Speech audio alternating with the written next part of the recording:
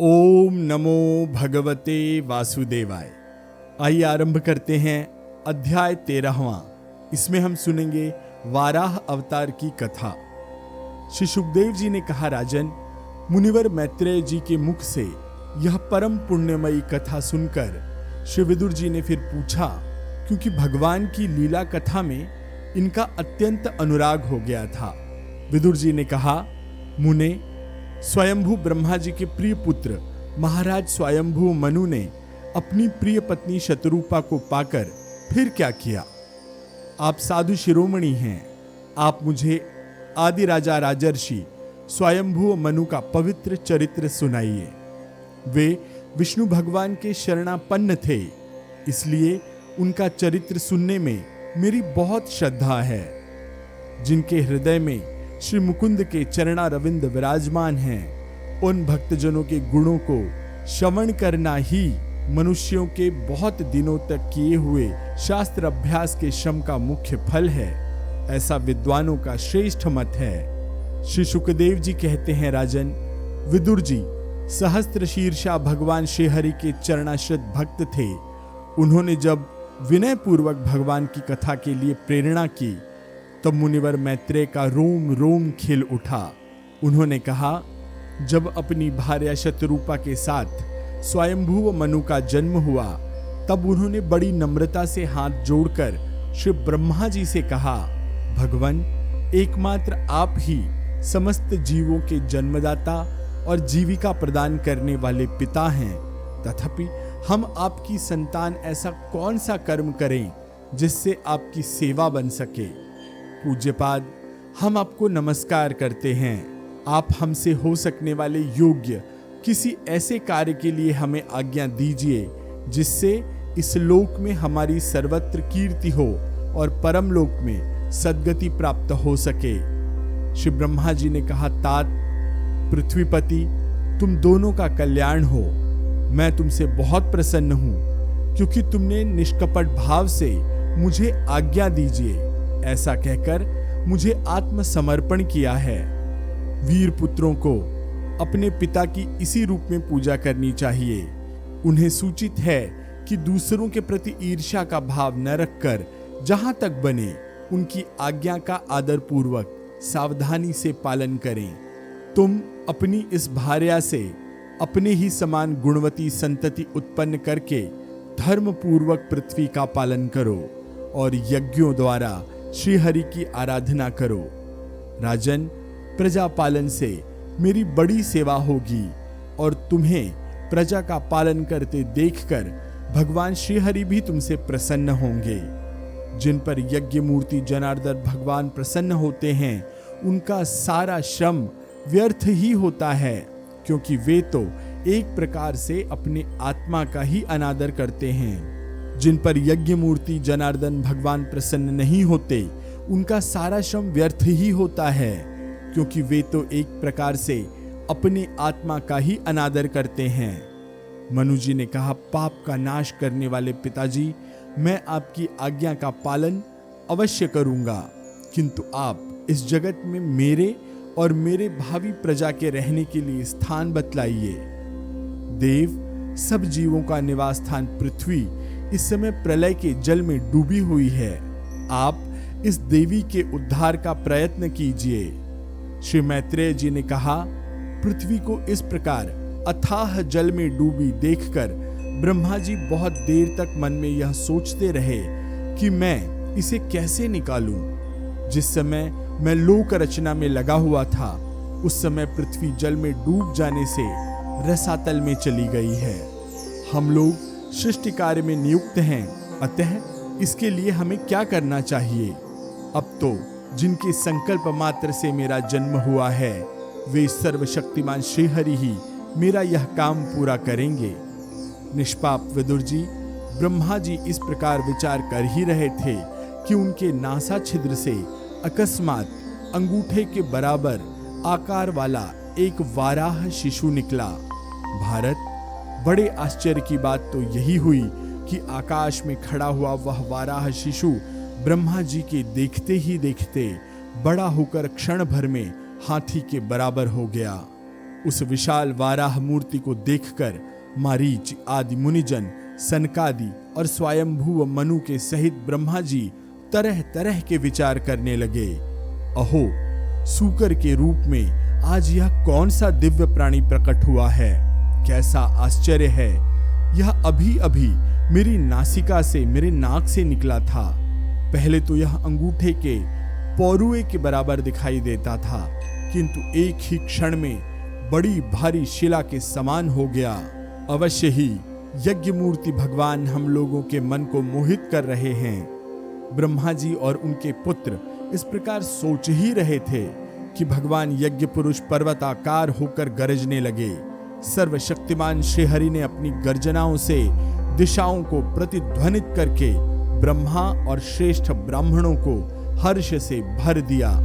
अपना खेद दूर करने वाली महामाया वराह भगवान की घुरघुराहट को सुनकर वे जनलोक, तपलोक और सत्यलोक निवासी मुनिगण तीनों वेदों के परम पवित्र मंत्रों से उनकी स्तुति करने लगे।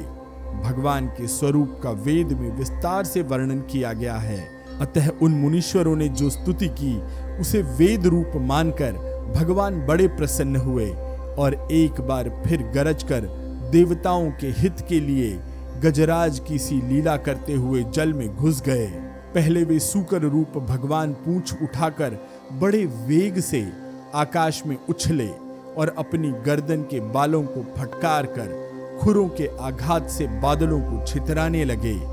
उनका शरीर बड़ा कठोर था, त्वचा पर कड़े कड़े बाल थे, दाढ़ें सफेद थी, नेत्रों से तेज निकल रहा था। उस समय उनकी बड़ी शोभा हो रही थी। भगवान स्वयं यज्ञ पुरुष हैं, तथापि सूकर रूप धारण करने के कारण अपने नाक से सूंघ सूंघ कर पृथ्वी का पता लगा रहे थे। उनकी दाढ़ें बड़ी कठोर थी। इस प्रकार यद्यपि वे बड़े क्रूर जान पड़ते थे, फिर भी अपनी स्तुति करने वाले मरीच आदि मुनियों की ओर बड़ी सौम्य दृष्टि से निहारते हुए उन्होंने जल में प्रवेश किया। जिस समय उनका वज्रमय पर्वत के समान कठोर कलेवर जल में गिरा, तब उसके वेग से मानो समुद्र का पेट फट गया और उसमें बादलों की गड़गड़ाहट के समान भीषण शब्द हुआ। उस समय ऐसा जान पड़ता था मानो अपनी उत्ताल तरंग रूपा भुजाओं को उठाकर वह बड़े बड़े आर्त स्वर से हे यज्ञेश्वर मेरी रक्षा करो, इस प्रकार पुकार रहा है। तब भगवान यज्ञ मूर्ति अपने बाण के समान पैने खुरों से जल को चीरते हुए उस अपार जलराशि के उस पार पहुंचे। वहां रसातल में उन्होंने समस्त जीवों की आश्रय भूता पृथ्वी को देखा, जिसे कल्पांत में शयन करने के लिए उद्धत श्रीहरि ने स्वयं अपने ही उदर में लीन कर लिया था। फिर वे जल में डूबी हुई पृथ्वी को अपनी दाढ़ों पर लेकर रसातल से ऊपर आए। उस समय उनकी बड़ी शोभा हो रही थी। जल से बाहर आते समय उनके मार्ग में विघ्न डालने के लिए महापराक्रमी हिरण्याक्ष ने जल के भीतर ही उन पर गदा से आक्रमण किया। इससे उनका क्रोध चक्र के समान तीक्ष्ण हो गया और उन्होंने उसे लीला से इस प्रकार मार डाला जैसे सिंह हाथी को मार डालता है। उस समय उसके रक्त से थुथनी तथा कनपटी सन जाने के कारण वे ऐसे जान पड़ते थे मानो कोई गजराज लाल मिट्टी के टीले में टक्कर मार कर आया हो। तात जैसे गजराज अपने दांतों पर कमल पुष्प धारण कर ले, उसी प्रकार अपने सफेद दांतों की नोक पर पृथ्वी को धारण कर जल से बाहर निकले हुए तमाल के समान नील वर्ण वराह भगवान को देखकर ब्रह्मा मरीच आदि को निश्चय हो गया कि ये भगवान ही हैं। तब वे हाथ जोड़कर वेद वाक्यों से उनकी स्तुति करने लगे। ऋषियों ने कहा, भगवान अजित आपकी जय हो, जय हो। यज्ञपते आप अपने वेद त्रयी रूप विग्रह को फटकार रहे हैं, आपको नमस्कार है। आपके रोम कूपों में संपूर्ण यज्ञ लीन हैं। आपने पृथ्वी का उद्धार करने के लिए ही यह सूकर रूप धारण किया है, आपको नमस्कार है। देव, दुराचारियों को आपके इस शरीर का दर्शन होना अत्यंत कठिन है, क्योंकि यह यज्ञ रूप है। इसकी त्वचा में गायत्री आदि छंद, रोमावली में कुश, नेत्रों में घृत, नेत्रों में घृत तथा चारों चरणों में होता, अध्वर्यु, उद्गाता और ब्रह्मा, इन चारों ऋत्विजों के कर्म हैं। ईश, आपकी थूथनी मुख के अग्रभाग में स्त्रुक है, नासा छिद्रों में स्त्रुआ है, उदर में ईड़ा अर्थात यज्ञीय भक्षण पात्र है, कानों में चमस है, मुख में प्राशित्र है अर्थात ब्रह्म भाग पात्र है और कंठ छिद्र में ग्रह सोम पात्र है। हे भगवान, आपका जो चबाना है वही अग्निहोत्र है। बार बार अवतार लेना यज्ञ स्वरूप आपकी दीक्षणीय इष्टि है। गर्दन उपसद, दोनों दाढ़ें प्रायणीय और उदयनीय हैं। जिह्वा प्रवर्ग है अर्थात प्रत्येक उपसद के पूर्व किए जाने वाला महावीर नामक कर्म है। सिर सभ्य और आवसत्य है तथा प्राण चिति है। देव, आपका वीर्य सोम है। आसन प्रातः सवनादि 3 सवन हैं। सातों धातु अग्निष्टोम, अत्यग्निष्टोम, उक्त, षोडशी, वाजपेय, अतिरात्र और आप तो यार्म नाम की 7 संस्थाएं हैं तथा शरीर की संधियां जोड़ संपूर्ण सत्र हैं। इस प्रकार आप संपूर्ण यज्ञ और क्रतु अर्थात सोम सहित याग रूप हैं। यज्ञ अनुष्ठान रूप इष्टियां आपके अंगों को मिलाए रखने वाली मांसपेशियां हैं। समस्त मंत्र, देवता, द्रव्य, यज्ञ और कर्म आपके ही स्वरूप हैं। आपको नमस्कार है।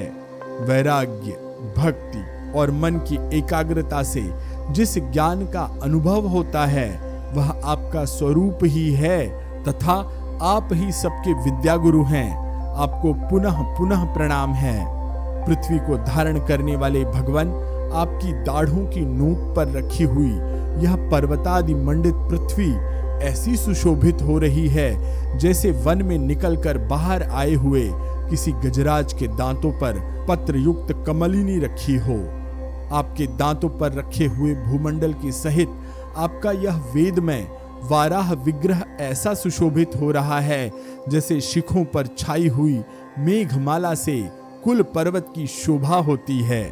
नाथ, चराचर जीवों के सुख पूर्वक रहने के लिए आप अपनी पत्नी इन जगत माता पृथ्वी को जल पर स्थापित कीजिए।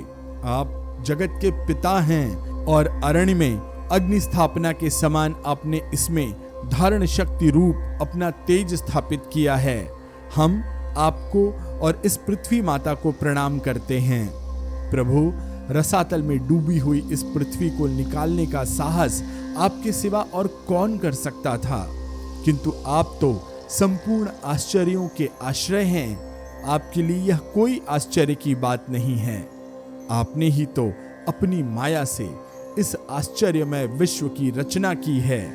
जब आप अपने वेदमय विग्रह को हिलाते हैं तब हमारे ऊपर आपकी गर्दन के बालों से झरती हुई शीतल जल की बूंदें गिरती हैं। ईश, उनसे भीगकर हम लोग जनलोक, तपलोक और सत्यलोक में रहने वाले मुनिजन सर्वथा पवित्र हो जाते हैं। जो पुरुष आपके कर्मों का पार पाना चाहता है अवश्य ही उसकी बुद्धि नष्ट हो गई है, क्योंकि आपके कर्मों का कोई पार ही नहीं है। आपकी ही योग माया के सत्व आदि गुणों से यह सारा जगत मोहित हो रहा है। भगवान, आप इसका कल्याण कीजिए। श्री मैत्रेय जी कहते हैं, विदुर जी, उन ब्रह्मवादी मुनियों के इस प्रकार स्तुति करने पर सबकी रक्षा करने वाले वराह भगवान ने अपने खुरों से जल को स्तंभित कर उस पर पृथ्वी को स्थापित कर दिया। इस प्रकार रसातल में लीला पूर्वक लाई हुई पृथ्वी को जल पर रखकर विश्वक्सेन प्रजापति भगवान श्री हरि अंतर्ध्यान हो गए। विदुर जी, भगवान के लीलामय चरित्र अत्यंत कीर्तनीय हैं और उनमें लगी हुई बुद्धि सब प्रकार के पाप तापों को दूर कर देती है। जो पुरुष उनकी इस मंगलमयी मंजुल कथा को भक्ति भाव से सुनता या सुनाता है, उसके प्रति भक्तवत्सल भगवान अंतःस्थल से बहुत शीघ्र प्रसन्न हो जाते हैं। भगवान तो सभी कामनाओं को पूर्ण करने में समर्थ हैं। उनके प्रसन्न होने पर संसार में क्या दुर्लभ है, किंतु उन तुच्छ कामनाओं की आवश्यकता ही क्या है।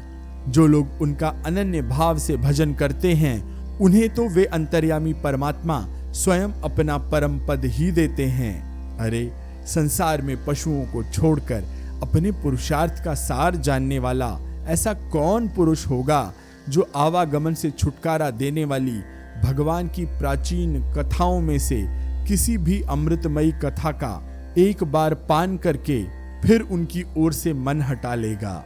इसी के साथ अध्याय 13वां यहाँ पर पूरा होता है। मेरी यह प्रस्तुति आपको कैसी लग रही है, आप इसमें क्या और सुनना चाहते हैं, ये अवश्य कमेंट्स में बताइएगा। आपके कमेंट्स बहुत प्रोत्साहन देते हैं। अगले अध्याय 14वें में हम सुनेंगे दिति का गर्भधारण। मैं आशीष पी मिश्रा आपसे आज्ञा लेता हूँ। ओम नमो भगवते वासुदेवाय।